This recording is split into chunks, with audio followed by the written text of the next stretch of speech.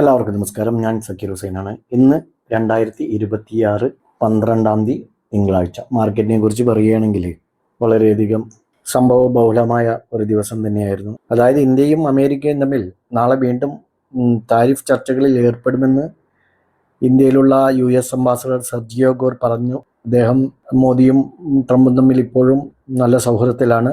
നാളെ ട്രേഡിംഗ് ചർച്ചകൾ നടക്കും. അടുത്ത ഘട്ട ട്രേഡിംഗ് ചർച്ചകൾ നാളെയാണ്, ചൊവ്വാഴ്ച ആരംഭിക്കുക എന്ന് പറഞ്ഞതോടു കൂടിയിട്ട് 5 ദിവസത്തെ തുടർച്ചയായ നഷ്ടത്തിന് ഇന്ന് അവസാനം കുറിച്ചിരിക്കുകയാണ്. ഈ പ്രസ്താവന മൊത്തത്തിൽ മാർക്കറ്റ് സെൻറ്റിമെൻറ്റ്സിനെ സഡൻലി റിഫ്ലക്റ്റ് ചെയ്തതായിട്ടാണ് നമുക്ക് കാണാൻ കഴിഞ്ഞത്. സെൻസെക്സിനെ സംബന്ധിച്ചിടത്തോളം ഇൻട്രാഡേ ലോവിൽ നിന്ന് ഇന്ന് ഏകദേശം 1100 പോയിൻ്റാണ് ഉയർന്നത്. അവസാനം 301 പോയിൻ്റ് പോസിറ്റീവിൽ 83,878 ക്ലോസ് ചെയ്തു. നിഫ്റ്റി ആണെങ്കിൽ 25,473 എന്നുള്ള ഇൻട്രാഡേ ലോ ക്രിയേറ്റ് ചെയ്തു. അവിടെ നിന്നും 25,813 എന്നുള്ള ഹൈയിലേക്ക് എത്തി. 107 പോയിൻ്റ് അഥവാ 0.42% ഇന്ന് ഉയർന്ന് ക്ലോസ് ചെയ്തിരിക്കുന്നത്. നാളെ നടക്കുന്ന അടുത്ത റൗണ്ട് ചർച്ചകൾക്ക് മുന്നോടിയായി ട്രേഡിംഗ് ഡീലിനെ കുറിച്ച് US അംബാസഡർ നടത്തിയ ഈ ഒരു അനുകൂല പരാമർശങ്ങളാണ് ഇൻവെസ്റ്റേഴ്സിന് ഉണർത്തിയത്.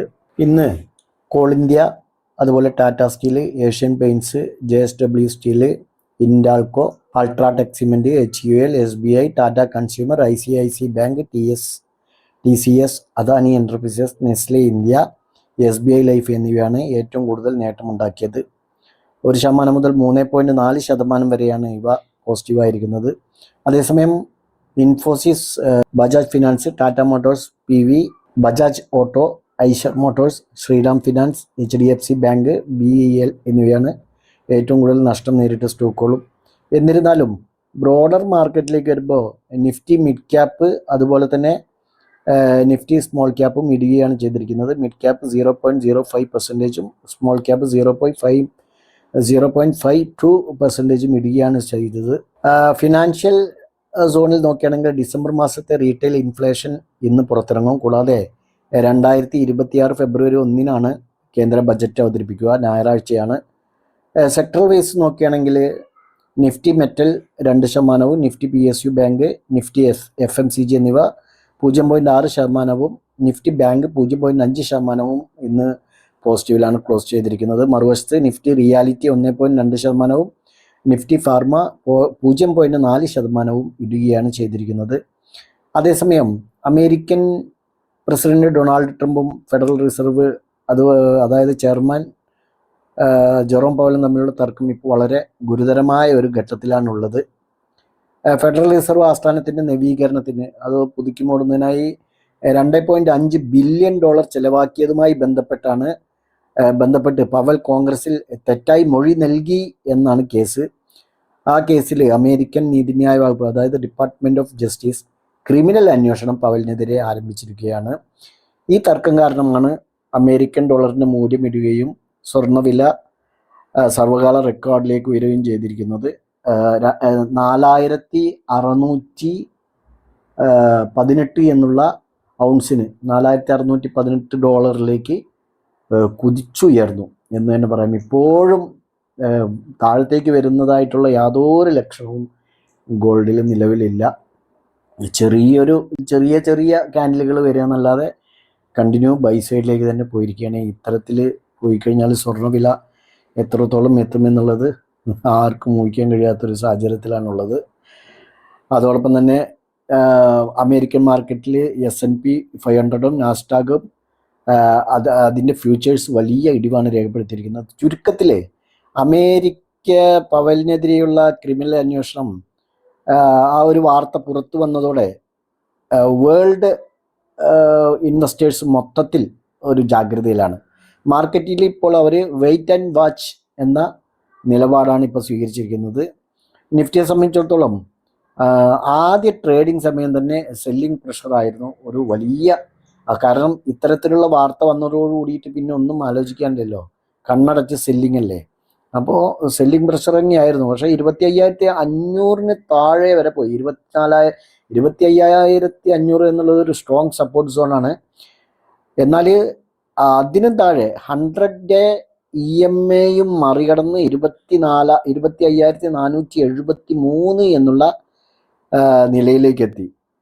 ഈ ഡിമാൻഡ് സോണിന് സമീപം ഒരു സ്ട്രോങ് ബൈയിങ് പ്രഷർ ഫോം ആവുകയാണ് ഉണ്ടായത്. ഇത് മിഡ് സെഷൻ റീബൗണ്ടിന് കാരണമാവുകയും ഓവർസോൾഡ് സോണിൽ നിന്ന് ഒരു റിക്കവറി ക്യാൻഡിൽ ഫോം ആവുകയും ചെയ്തു. അതിനുശേഷം ഫ്രൈഡേ ക്ലോസിങ്ങിനേക്കാൾ മുകളിലേക്ക് എത്തുകയും ചെയ്തു. ഇപ്പോൾ 25,750 അതുപോലെ തന്നെ 25,800 സോണിന് ചുറ്റും സസ്റ്റെയിൻ ചെയ്യാൻ ശ്രമിക്കുകയാണ് നിഫ്റ്റി. എന്നാലും മൊമെൻറ്റം ഇൻഡിക്കേറ്റർ വ്യാപകമായി ബെയറിഷായി തുടരുക തന്നെയാണ്. 100-ഡേയിലെ 25,540 അതുപോലെ 25,600 ഇതൊരു നിർണായക സപ്പോർട്ട് സോണായിട്ട് പ്രവർത്തിക്കുകയും ബൗൺസ് സ്റ്റാർട്ടിങ്ങിന് കാരണമാവുകയും ചെയ്യുകയാണ് ഉണ്ടായത്. ക്രമേണയുള്ള ഷോർട്ട് കവറിംഗ് ആണ് റിക്കവറിക്ക് പ്രധാനമായും കാരണമാകുന്നത്. ഇത് ഈ ഘട്ടത്തിൽ സ്ഥിരീകരിച്ച ട്രെൻഡ് റിവേഴ്സൽ അല്ല എന്നുള്ളതാണ്, മറിച്ച് ഓപ്പോസിറ്റ് ക്യാരക്ടർ ഉള്ളതാണെന്നാണ് സൂചിപ്പിക്കുന്നത്. ഇമ്മീഡിയറ്റ് റെസിസ്റ്റൻസ് ആയിട്ട് ഇപ്പോൾ നമുക്ക് 25,800, 25,880, 25,880 പ്ലേസ് ആയിട്ടുണ്ട്. ഓക്കെ, ഏതായിരുന്നാലും മാർക്കറ്റ് റിപ്പോർട്ടുകൾ ഇന്ന് ഈ ഒരു രീതിയിലൊക്കെയാണ്. നമുക്ക് ഇന്നലെ സപ്പോർട്ട് ആൻഡ് റെസിസ്റ്റൻസ് ലെവലുകൾ, ഇത് ബാങ്ക് നിഫ്റ്റിയുടെ ചാർട്ടാണ്. നമ്മൾ ഇന്നലെ ബാങ്ക് നിഫ്റ്റിയെ സംബന്ധിച്ചിടത്തോളം സപ്പോർട്ടായിട്ട് 59,100 ഫസ്റ്റ് ക്യാൻഡിൽ തന്നെ ക്ലോസ് ചെയ്തു. അതിനുശേഷം ഒരു ചെറിയ റീട്രേസ്മെൻറ്റ് നടത്തി. എന്നിരുന്നാലും ഇവിടെ നിന്ന് എടുക്കുകയാണെങ്കിൽ തന്നെ നമുക്കിന്ന് 200 പോയിൻറ്റിന് മുകളിൽ ഡൗൺ സൈഡിലേക്ക് ബാങ്ക് നിഫ്റ്റിയിൽ റാലി ലഭിച്ചിട്ടുണ്ട്. നിഫ്റ്റിയിലേക്ക് വരുമ്പോൾ ഫസ്റ്റ് ക്യാൻഡിലിൽ ശേഷം ഒരു ചെറിയ റീട്രേസ്മെൻറ്റ് നമ്മൾ ഇവിടെ നിന്ന് നോക്കിയാൽ തന്നെ നിഫ്റ്റിയെ സംബന്ധിച്ചിടത്തോളം 100 പോയിൻറ്റിന് മുകളിൽ ഡൗൺ സൈഡിലേക്ക് റാലി നടത്തിയിട്ടുണ്ട്. നെക്സ്റ്റ് ഈ റെസിസ്റ്റൻസ് ലെവൽ ക്ലോസ് ചെയ്തെങ്കിലും അത് അവസാന ഘട്ടത്തിലായിരുന്നു. അതുകൊണ്ട് നമുക്ക് അത് നോക്കേണ്ട ആവശ്യമില്ല. ഇനി നാളെ നമുക്ക് ഇൻട്രാഡേ ലെവലിൽ ട്രേഡ് ചെയ്യാനായിട്ട് റെസിസ്റ്റൻസ് ആയിട്ട് 25,870 ഇപ്പോൾ റെസിസ്റ്റൻസ്. 25,895, 25,900 എന്നുള്ള റേഞ്ചിന് മുകളിൽ എൻട്രി എടുത്താൽ മതി. ഓക്കെ, വെറുതെ ചാടിപ്പിടിച്ച് നമ്മൾ പോയി കഴിഞ്ഞാൽ ബുദ്ധിമുട്ടാവും. നമുക്ക് സപ്പോർട്ട് സോണായിട്ട് ഈ ഒരു സ്വിംഗ് സോൺ 25,650, അതായത് ഇന്ന് രാവിലെ നിലവിൽ ഈ മുൻപുണ്ടായിരുന്ന, അതായത് ഇന്നത്തെ അല്ല, മുൻപുണ്ടായിരുന്ന വെള്ളിയാഴ്ചയൊക്കെ നോക്കുന്ന സപ്പോർട്ട് സോൺ 25,650. ഓക്കെ, അപ്പോൾ സപ്പോർട്ട് റെസിസ്റ്റൻസ് ആയിട്ട് ഈ 2 ലെവലുകൾ നാളെ നിഫ്റ്റിയിൽ നിങ്ങൾക്ക് വാച്ച് ചെയ്യാവുന്നതാണ്. ബാങ്ക് നിഫ്റ്റിയിലേക്ക് വരുമ്പോൾ നമുക്ക് റെസിസ്റ്റൻസ് ആയിട്ട് 59,620 മുകളിൽ എൻട്രി എടുത്ത് പോകാവുന്നതാണ്. അതേസമയം സപ്പോർട്ടായിട്ട് നമുക്ക് ഈ ഒരു സ്വിംഗ് സോൺ വാച്ച് ചെയ്യാവുന്നതാണ് 59,190. ഓക്കെ, അപ്പോൾ ബാങ്ക് നിഫ്റ്റിയിൽ ഈ സപ്പോർട്ട് ആൻഡ് റെസിസ്റ്റൻസ് വാച്ച് ചെയ്യാം. ഈ 2 ഇൻഡെക്സുകളും നിങ്ങളുടെ ട്രേഡ് പ്ലാറ്റ്ഫോമിൽ ആഡ് ചെയ്യുക. സപ്പോർട്ട് ആൻഡ് റെസിസ്റ്റൻസ് മാർക്ക് ചെയ്യുക. നാളെ ഇവ ബ്രേക്ക്ഔട്ട് ചെയ്യുന്നുണ്ട് എന്നുള്ളത് നോക്കി എൻട്രി എടുക്കാൻ ശ്രമിക്കുക. ഞങ്ങളുടെ വീഡിയോ എഡ്യൂക്കേഷൻ പർപ്പസിന് വേണ്ടി മാത്രമാണ്. നാളെ നല്ലൊരു പ്രോഫിറ്റബിൾ ഡേ ആവട്ടെ എന്ന് ആശംസിച്ചു നിർത്തുന്നു. ബൈ.